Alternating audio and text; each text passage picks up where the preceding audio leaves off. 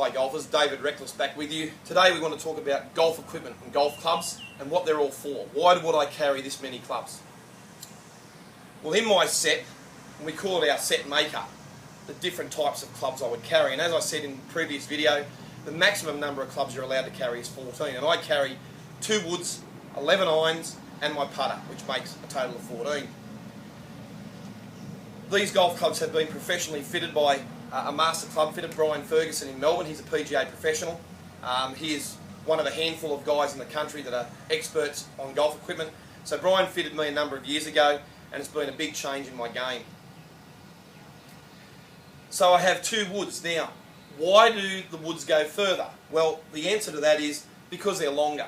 You'll notice that each golf club is a different length.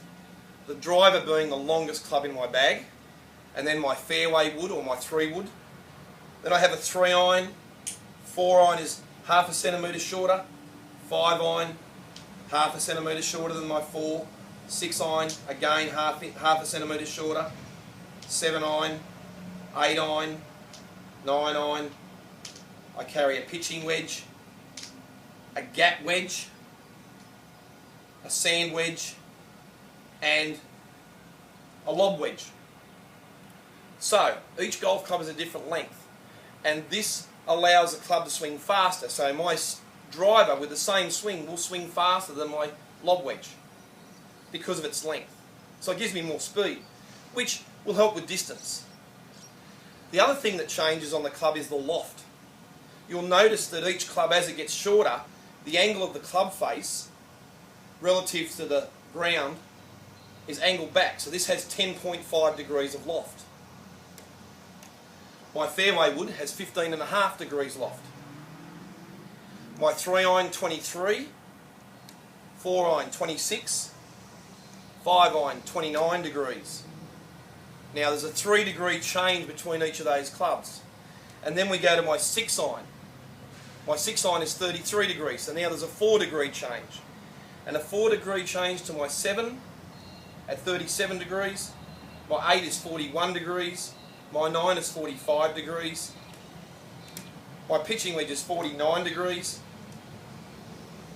My gap wedge is 53 degrees. Then we go a 5 degree change to my sand iron is 58 and my lob wedge is 63. So I have a 3 degree change in my longer clubs, 4 degree change in the most of my clubs, and then in the wedges is a 5 degree change. Now this has been set correctly for me because that's what I like to play with. So I have an even spread between my clubs. The loft of the golf club actually gives the ball backspin. So we need backspin to get the ball in the air. So with my driver, I don't want a lot of backspin because I want the ball to go through the air, but I also want the ball to roll as far as it can once it hits the ground. So the loft is very important match-up in your driver. As the clubs get shorter, more backspin creates more height. So as I said, length of shaft gives you distance, loft of face gives you spin. Back in 2009, fellow pro Jeff Mansfield and I attended the 2009 Australian Masters at Kingston Heath when Tiger first came to Australia. We had the pleasure of working for a company called FlightScope, which is a launch monitor. It's a Doppler radar which tracks the ball off the club face. We had American Jason Duffner hitting golf balls in front of our machine and giving us a lot of information. It was quite interesting what we found. Jason just won the US PGA tournament in America and has become one of the finest players in the world. But back in 2009, when he was hitting his driver, he was using a Titleist 10.5 degree driver. He was hitting the ball very low, about 6 degrees, because he's hitting the ball correctly.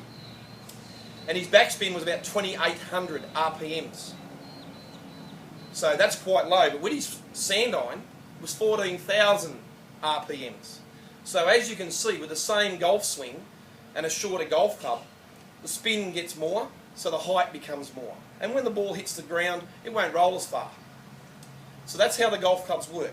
The length of the shaft is responsible mainly for the distance, the loft of the face is responsible for the backspin, and the backspin creates height. More backspin, more height, less backspin, less height.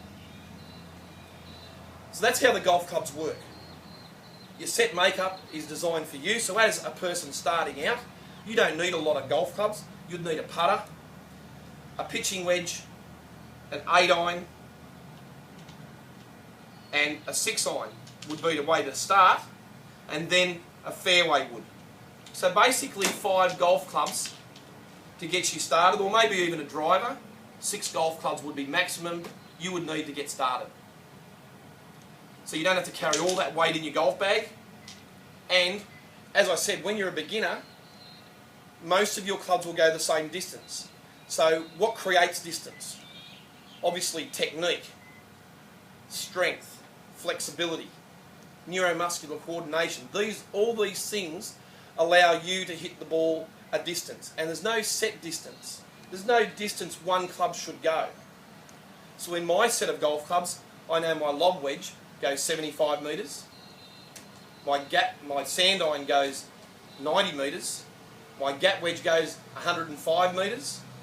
My pitching wedge 115. My 9-iron goes 125. My 8-iron 135. My 7-iron 145.